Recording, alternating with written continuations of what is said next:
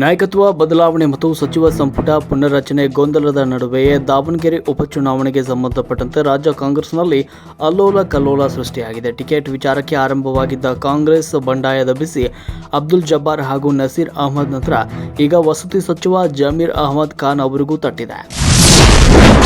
ಮುಖ್ಯಮಂತ್ರಿಗಳು ತಮ್ಮದೇ ಆದ ವಿವಿಧ ಮೂಲಗಳಿಂದ ಮಾಹಿತಿ ಪಡೆದು ಪಕ್ಷದ ಹಿತದೃಷ್ಟಿಯಿಂದ ನಸೀರ್ ಅಹಮದ್ ವಿಚಾರದಲ್ಲಿ ತೀರ್ಮಾನ ತೆಗೆದುಕೊಂಡಿದ್ದಾರೆ ಅಂತ ಡಿಸಿಎಂ ಡಿಕೆ ಶಿವಕುಮಾರ್ ಹೇಳಿದ್ದಾರೆ.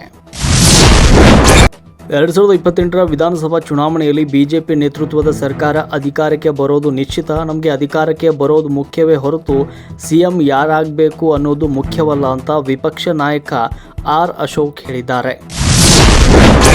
ಕುಮಾರಣ್ಣನ ಭವಿಷ್ಯ ಮುಗಿದು ಹೋಗಿದೆ. ರಾಜ್ಯದ ಜನರ ಭವಿಷ್ಯಕ್ಕಾಗಿ ಕಾರ್ಯಕರ್ತರು ದುಡಿಮೆ ಮಾಡಿ ಅಂತ ಕೇಂದ್ರ ಸಚಿವ ಕುಮಾರಸ್ವಾಮಿ ಅವರು ಎಚ್ಚರಿಕೆಯ ಹೇಳಿಕೆಯನ್ನು ನೀಡಿದ್ದಾರೆ. ಜೆಡಿಎಸ್ ಕಚೇರಿಯಲ್ಲಿ ಅಂಬೇಡ್ಕರ್ ಅವರ ಜಯಂತಿ ಕಾರ್ಯಕ್ರಮದಲ್ಲಿ ಭಾಗಿಯಾಗಿದ್ದ ಸಂದರ್ಭದಲ್ಲಿ ಕೇಂದ್ರ ಸಚಿವ ಎಚ್.ಡಿ. ಕುಮಾರಸ್ವಾಮಿ ಅವರು ಕುಮಾರಣ್ಣನ ಭವಿಷ್ಯ ಬಿಡಿ, ಕುಮಾರಣ್ಣನ ಭವಿಷ್ಯ ಮುಗಿದು ಹೋಗಿದೆ. ರಾಜ್ಯದ ಜನರ ಭವಿಷ್ಯಕ್ಕಾಗಿ ಕಾರ್ಯಕರ್ತರು ದುಡಿಮೆ ಮಾಡಿ ಅಂತ ಹೇಳಿದ್ದಾರೆ.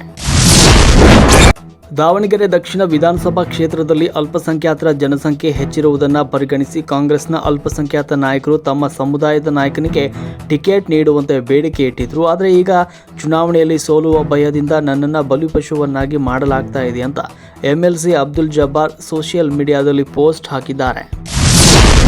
2 ವರ್ಷದ ಹಿಂದೆ ನಾನು ನುಡಿದಿದ್ದ ಭವಿಷ್ಯ ನಿಜವಾಗಿದೆ ಅಂತ ವಿಧಾನಸಭೆಯಲ್ಲಿ ವಿಪಕ್ಷ ನಾಯಕ ಆರ್ ಅಶೋಕ್ ಹೇಳಿದ್ದಾರೆ. ಅಲ್ಪಸಂಖ್ಯಾತ ಸಮುದಾಯದ ತುಷ್ಟೀಕರಣದ ಹಿಂದೆ ನಾನು ಮಾತನಾಡಿದ್ದೆ, ಅದೀಗ ನಿಜವಾಗ್ತಾ ಇದೆ ಅಂತ ಅಶೋಕ್ ಅವರು ಹೇಳಿದ್ದಾರೆ.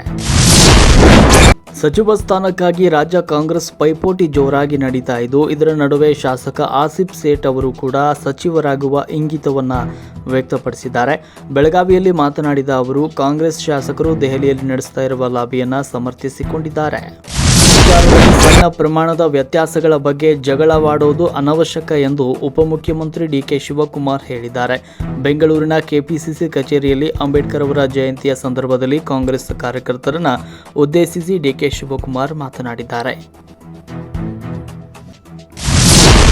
ಡಿಎಂಕೆ ಹಾಗೂ ಮಿತ್ರ ಪಕ್ಷಗಳು ಸುಲಭವಾಗಿ 3/2 ಸ್ಥಾನಗಳು ಬಹುಮತ ಗಳಿಸಲಿವೆ. ಭಾರತೀಯ ರಾಷ್ಟ್ರೀಯ ಕಾಂಗ್ರೆಸ್ ಪಕ್ಷ ಹಾಗೂ ಡಿಎಂಕೆ ಮೈತ್ರಿಗೆ ದೊಡ್ಡ ಇತಿಹಾಸವೇ ಇದೆ ಅಂತ ಡಿಸಿಎಂ ಡಿಕೆ ಶಿವಕುಮಾರ್ ಅವರು ತಿಳಿಸಿದ್ದಾರೆ. ತಮಿಳುನಾಡು ವಿಧಾನಸಭೆ ಚುನಾವಣೆಯಲ್ಲಿ ಕಾಂಗ್ರೆಸ್ ಹಾಗೂ ಡಿಎಂಕೆ ಮೈತ್ರಿಕೂಟದ ಅಭ್ಯರ್ಥಿಗಳ ಪರ ಪ್ರಚಾರ ಸಭೆಯಲ್ಲಿ ಭಾಗವಹಿಸಿ ಅವರು ಮಾತನಾಡಿದರು.